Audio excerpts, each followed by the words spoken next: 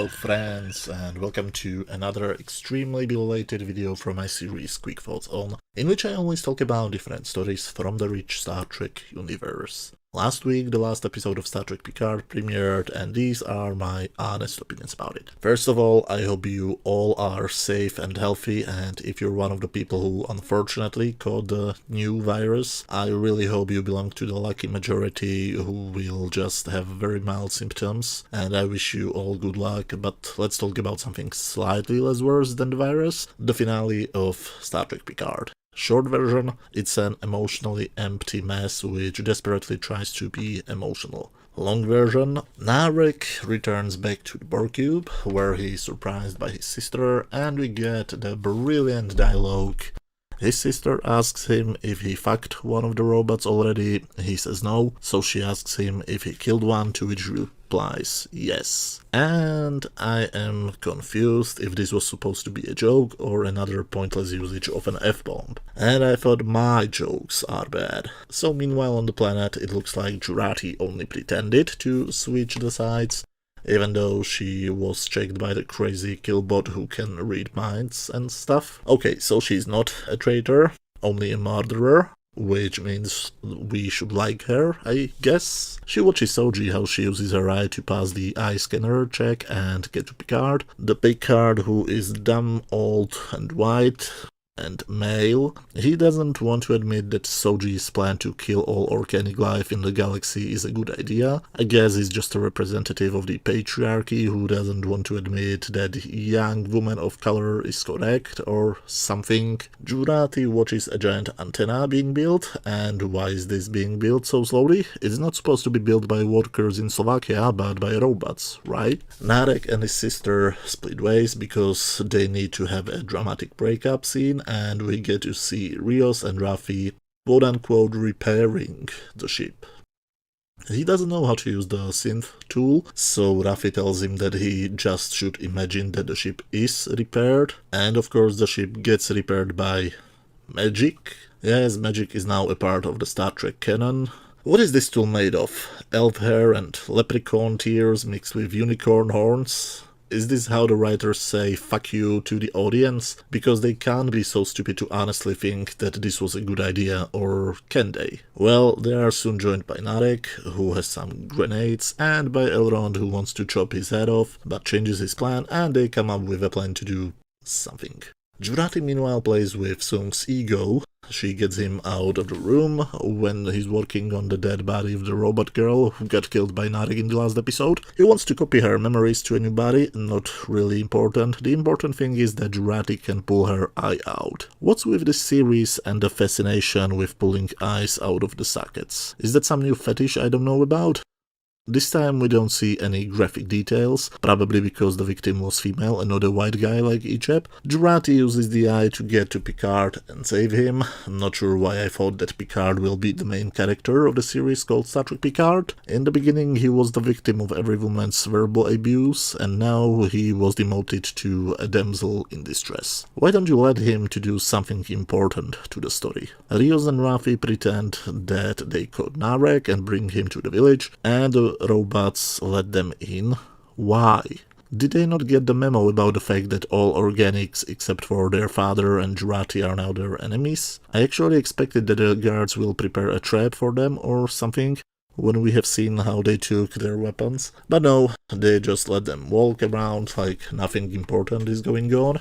It's not like they are there to ruin their plan. Oh wait, yes. That's exactly the reason why they are there. These androids are not very smart, to say it politely, otherwise I will be called android-phobic in the comment section. Sung meanwhile scans the fembot's memory, somehow not noticing that she misses an eye, which was ripped out of her skull by Jurati, and he sees the truth. Narek didn't kill her, or at least not alone. He was helped by Sutra, the golden shower girl version of Soji, so now Sung changes the sides too.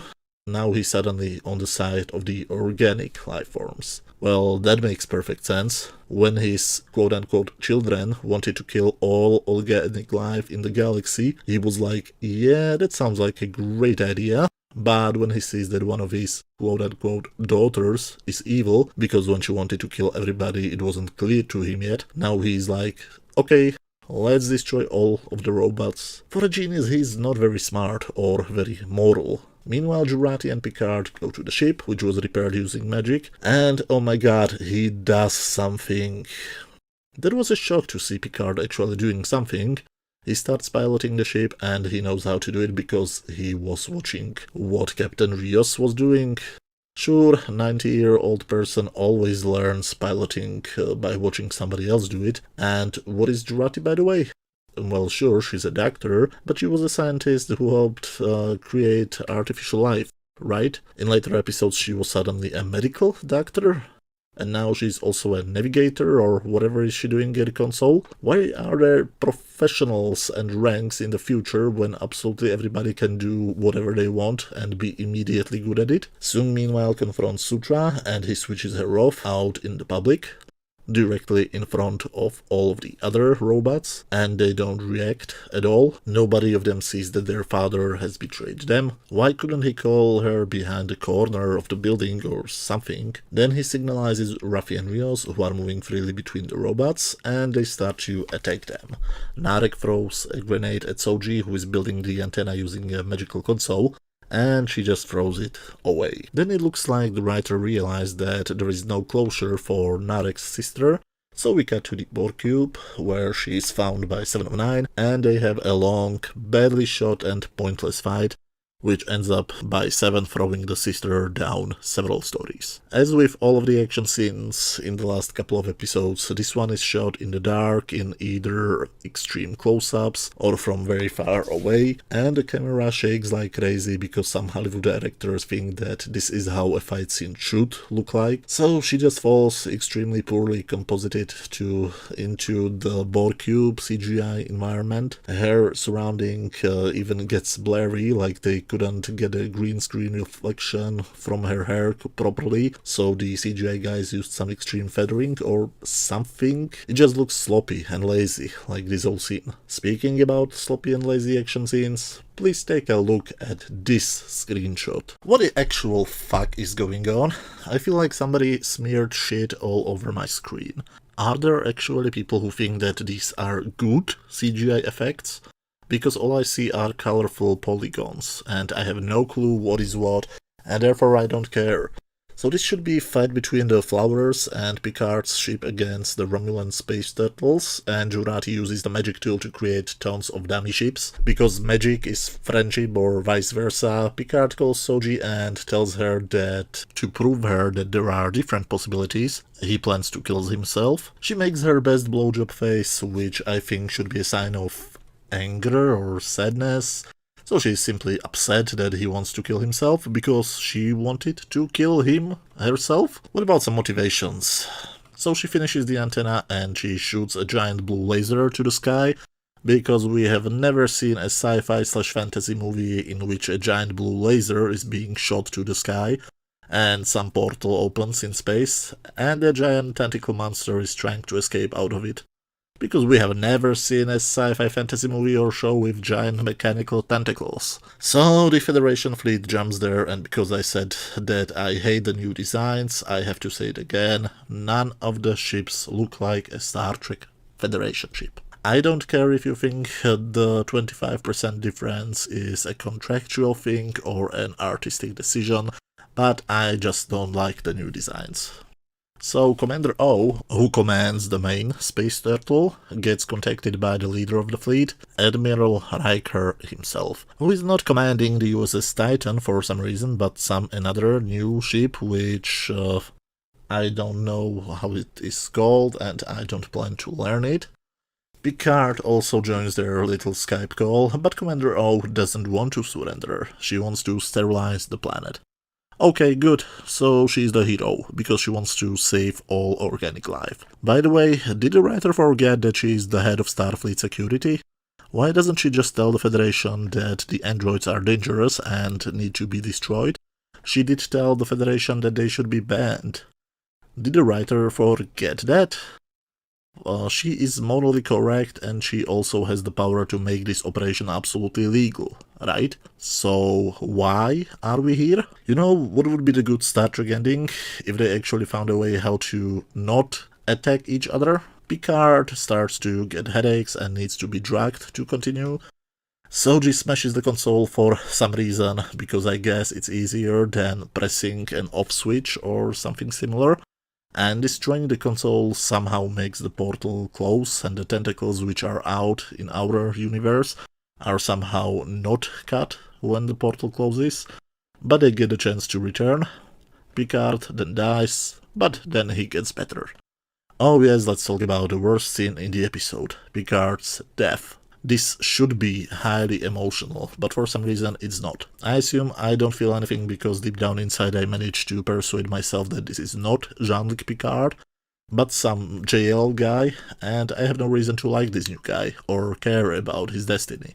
I have recently rewatched Star Trek II The Wrath of Khan. I have seen it probably more than 10 times, and the scene with Spock's ending, it still manages to make me cry, but this scene is absolutely emotionally empty for me. And then we get the best scene in the whole series. Picard and Data sit near fire and they discuss the meaning of life. Why is this not the series? Unfortunately, even this wonderful scene gets damaged by really stupid dialogue. We again get the nonsense about Picard loving Data, which is just stupid. Then Data tells him that he still exists as a USB flash drive and wants to be unplugged. Picard goes to the light and wakes up in a new robotic body, rendering his death scene a few minutes ago absolutely pointless, and when he wakes up he is surrounded by Jurati, Soji and Sung. Because they are his friends now, I guess? It's not like Sung tried to kill him and Soji tried to kill him and Jurati is the murderer, so they are now friends for some reason. Why is, for example, Riker not there? Was Jonathan Frakes paid by the minute and they couldn't afford him? Oh yeah, and then we get another scene which is desperately trying to be emotional. They unplug Data, and we see him die inside of the simulation created by his mind or something, I don't know and I don't care, because that's somehow important. You know, that he died in Nemesis, right? In that movie, his death had a meaning. But it looks like they think that his death was an open ending, which had now to be resolved. And because this was a happy ending, I guess, we end on the new ship watching the new crew, which will probably be the main cast of Season 2. We see Soji, an android who wanted to kill all organic life in this universe, 709, a cold-blooded killer, Picard, now a machine himself, with 10 years to live, Rios, who has a different personality in every episode, Raffi, an alcoholic and drug addict, Elrond, a mass murderer, and Jurati, a murderer. Our heroes, everybody! Yay! So, let's first talk about the things I liked in this episode. It ended. Sung is not the villain anymore. The location where they shot the robot planet looked nice. They had just one F-bomb. The sun was shining when they were filming outside. Oh, what else? The beginning of the scene with Data and Picard, even though the color grading was absolutely awful. Narek's sister is dead. I think we didn't see what happened to her body. Riker appeared in this episode for a few seconds. Picard actually did stuff which was relevant. Nobody was insulting him today. And yeah, that's it. So what else is there to say? On my standard scale from 0 to 10, where 0 is complete garbage, 10 is a masterpiece, and 5 is just average, I would give this episode 4 out of 10. And how would I rate all of the Trek shows so far? Numbers 1 and 2 would belong to both the original series and the Next Generation. Slot number 3 would belong to Star Trek Enterprise. Number 4 would be Star Trek Deep Space Nine. Number 5 would be Star Trek Voyager. Number 6 Star Trek Picard. Number 7 the animated Star Trek. Number 8 Star Trek Short Treks, if you count them as a separate series. And number 9 would be, right now, Star Trek Discovery. Thank you very much for watching, and see you all very soon. Bye.